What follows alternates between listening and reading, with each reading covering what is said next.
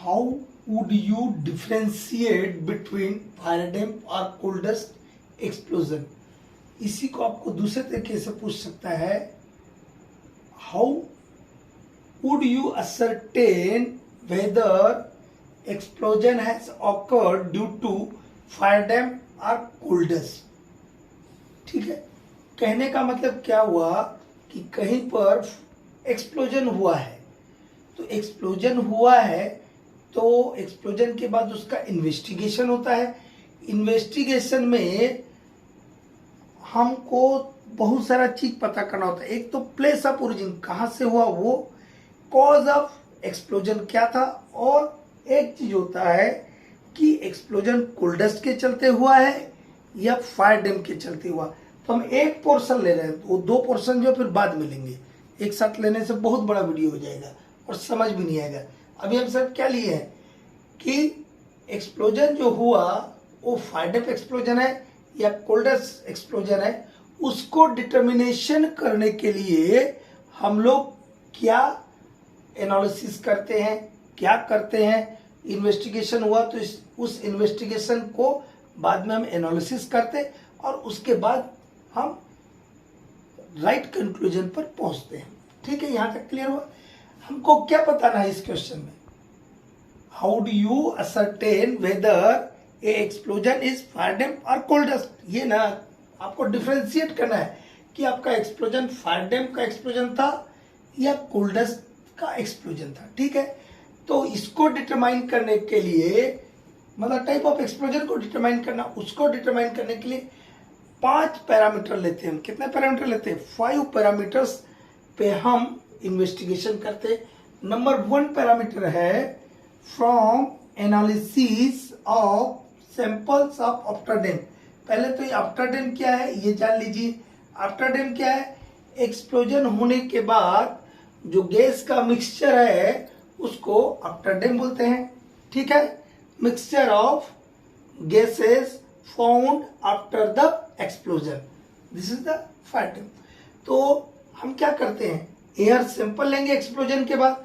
तो जो air sample लेंगे तो उसमें हम आफ्टर डैम का एनालिसिस करेंगे। आफ्टर डैम के सैंपल का हम क्या करेंगे, एनालिसिस करेंगे।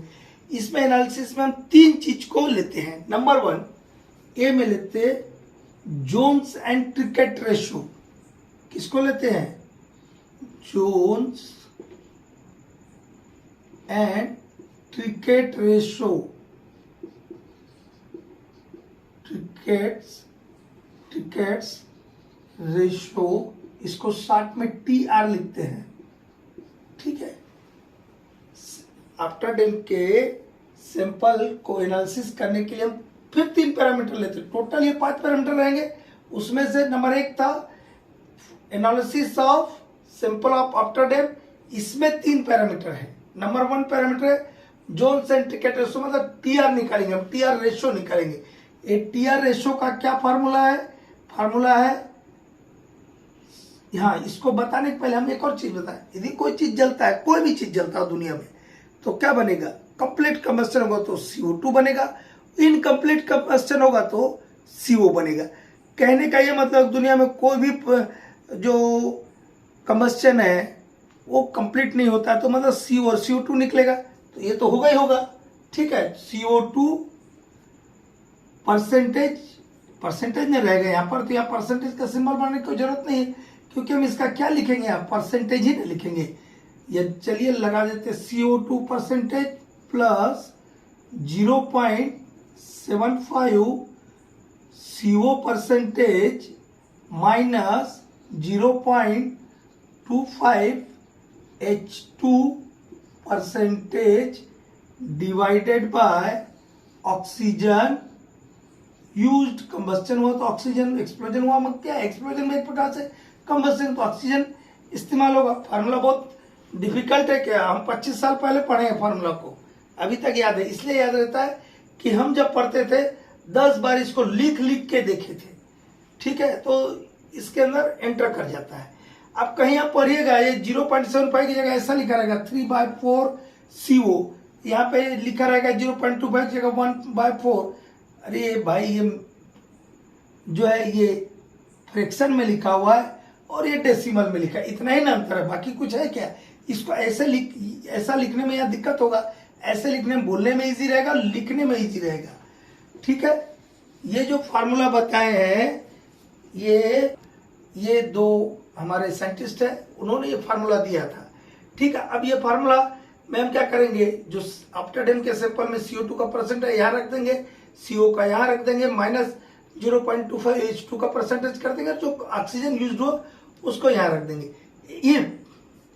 यदि आपका TR मीन्स ये जो TR रेशियो है less than or equal to 0.5, यदि इसमें हम वैल्यू पुट किए और वो वैल्यू 0.5 के बराबर है या 0.5 से कम है, तब वो एक्सप्लोजन होगा, गैस एक्सप्लोजन। मतलब फायर डैम का एक्सप्लोजन। वो ना हम डिफ्रेंशिएट कर रहे हैं ना भाई, कि यदि हमारा इसमें वैल्यू वैल्यू रखने के बाद वो वैल्यू 0.5 के बराबर या उससे कम आएगा तो गैस एक्सप्लोजन। यदि यही TR का वैल्यू जो है मोर देन 0.85 हो जाता है तो कोल्ड डस्ट एक्सप्लोजन।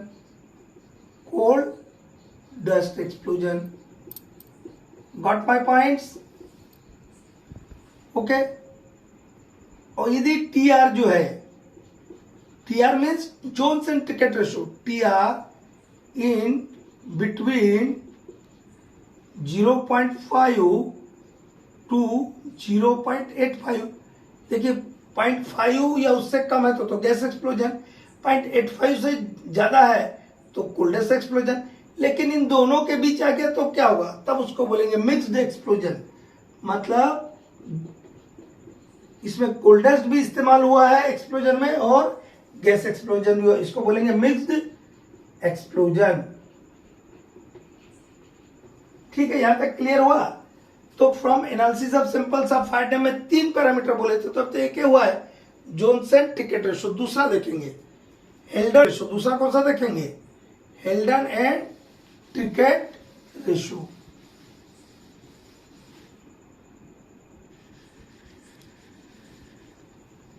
और ये TR के बजाय इसको लिखेंगे HT।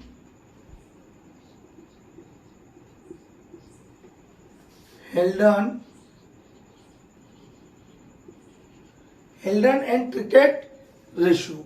ठीक है, वो ऊपर का जैसे का वैसे है, यहां से अब क्या बदल जाएगा, 0.265 N2 परसेंटेज, N2 मतलब नाइट्रोजन माइनस O2। ठीक है, कोई बहुत बड़ा दिक्कत है क्या जी फार्मूला में? फार्मूला में दिक्कत है आपको। जॉनसन टिकेट रेशियो में ऊपर का तो जैसे का वैसे न रहा, नीचे में सब इतना जुड़ गया, यहाँ माइनस लग गया। ये हो गया आपको हेल्डन एंड टिकेट रेशियो, इसको बोलते हैं, ये बी में चल रहे हैं, हाँ, HT। यदि इस फार्मूला में हम जो फायर डैम के सैंपल से जो परसेंटेज आया है गैसेस का, तो यहाँ ये जो गैसेस यहाँ बोली है उनको यहाँ पुट करेंगे, उसका आंसर निकालेंगे। यदि ये HT जो है लेस देन 0.5 आता है, ठीक है, तो गैस एक्सप्लोजन होगा, गैस एक्सप्लोजन। ठीक है, यदि यही HT जो है मोर देन 0.8 आता, वहां 0.85 था, यहां कितना 0.8 है, तो कोल्ड डस्ट एक्सप्लोजन हुआ। तो हम यहां डिफ्रेंशिएट कर पा रहे हैं कि नहीं भाई? आपको यही ना बताना था कि आप कैसे पता करेंगे, क्या बोला था एक, इसको और दूसरे तरीके में, how would you ascertain whether a explosion is fire damp or coal dust, or how would you differentiate between fire damp and coal dust? ये फार्मूला हम पुट करेंगे, बता देंगे ये इतना आ रहा है तो ये है, इतना आ रहा है तो ये है, दोनों फार्मूला में रखेंगे। ठीक है, यहां तक क्लियर हुआ? लेकिन हम बताएं इसमें कितने पैरामीटर बोले थे? एक नंबर में टोटल 5 पैरामीटर है, ये पहले वाले में 3 पैरामीटर है। तो एक हुआ जॉनसन टिकेट रेशियो, दूसरा हुआ हेल्डन एंड टिकेट रेशियो। यहां तक क्लियर? अब तीसरा देखेंगे, C1 का ही चल रहा अभी। 1 में ही चल रहा है सी। 1 का ए में हुआ जॉनसन टिकट, बी में हेल्डन टिकट, सो सी में है percentage of CO. Percentage of CO, CO means carbon monoxide, percentage of CO in the sample of ऑप्टाडेम। ऑप्टाडेम के सैंपल में सीओ का परसेंटेज कितना मिला है। ठीक है, इसमें दो चीज है, इसमें दो चीज है, कोल डस्ट है, कोयला ना है जी, कार्बन है। तो अब बताइए, कार्बन जिसमें ज्यादा है तो कोल डस्ट एक्सप्लोज हो तो उसमें कार्बन मतलब कार्बन मोनोऑक्साइड ज्यादा रहेगा।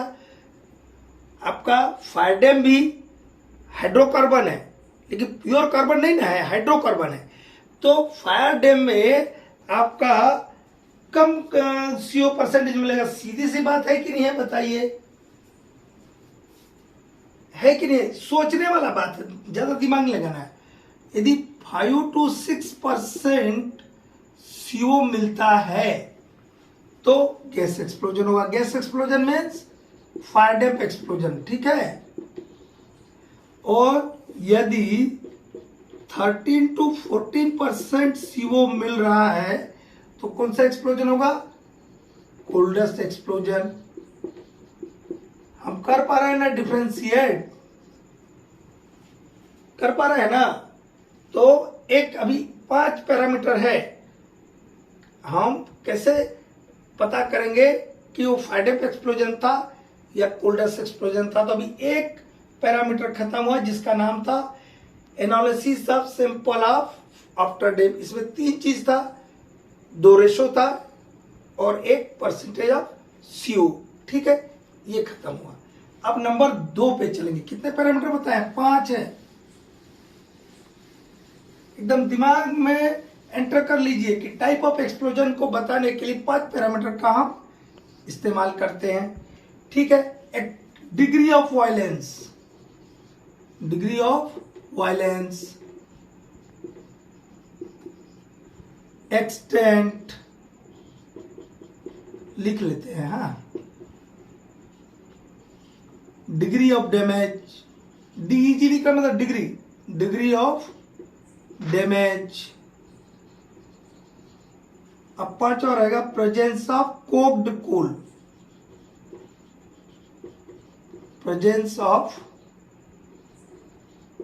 Cocked coal. ठीक है, डिग्री ऑफ वायलेंस मतलब कितना वायलेंस हुआ। ठीक है, कितने आदमी, मशीन को बहुत ज्यादा नुकसान हुआ।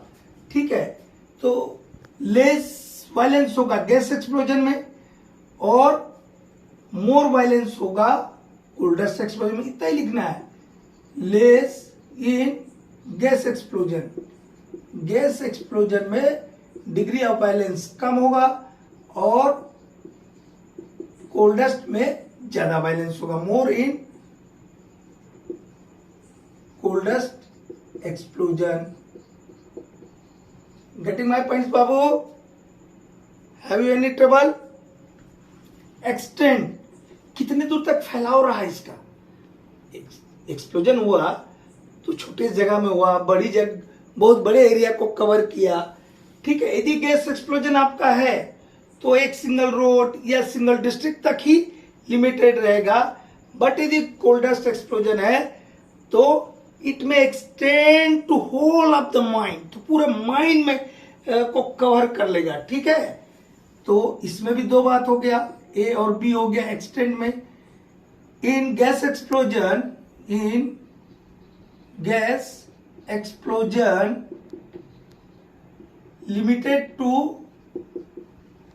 limited to single road or district or panel, district को single roadway or panel or district. But in case of coal dust explosion, whole of the mine explosion के बाद जो स्पेशल टीम कंस्टिट्यूट होता है वो ये सब चीजों को नोट डाउन करता है कि एक्सप्लोजन कितने एरिया में था, ये तो छोटा जगह में था तो गैस एक्सप्लोजन होगा। यदि पूरे माइन को कवर कर लिया है वो अपने आप कंक्लूजन करेगा कि नहीं, that explosion was coal dust explosion. Clear. और बाकी जो एविडेंस हम पहले नंबर में देखे उसको भी ध्यान में रखेंगे, सबको कंसिडर करेंगे और उसके बाद कंक्लूजन करेंगे। डिग्री ऑफ डैमेज देखिए, वायलेंस गैस एक्सप्लोजन में कम है, कोल डस्ट में ज्यादा है, तो डिग्री ऑफ डैमेज कितना होगा, डैमेज भी उसी के हिसाब से ना होगा। इसमें जब वायलेंस से कम है तो लेस इन गैस एक्सप्लोजन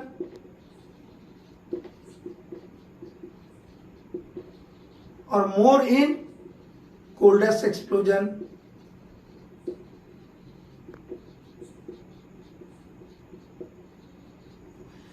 अब एक और बचा लास्ट, प्रेजेंस ऑफ कोक्ड कोल। यदि कोक्ड कोल मिलता है तो ये किस चीज का एविडेंस है, this is the evidence of coal dust explosion. ये किसका एविडेंस है, इसमें लिख देगा this is the advantage, sorry this is the evidence of coal dust explosion. ठीक है, तो आप बहुत आसानी से इसको डिफ्रेंशिएट कर लिए। और place of origin of explosion and cause of explosion I will tell you in another video. Okay.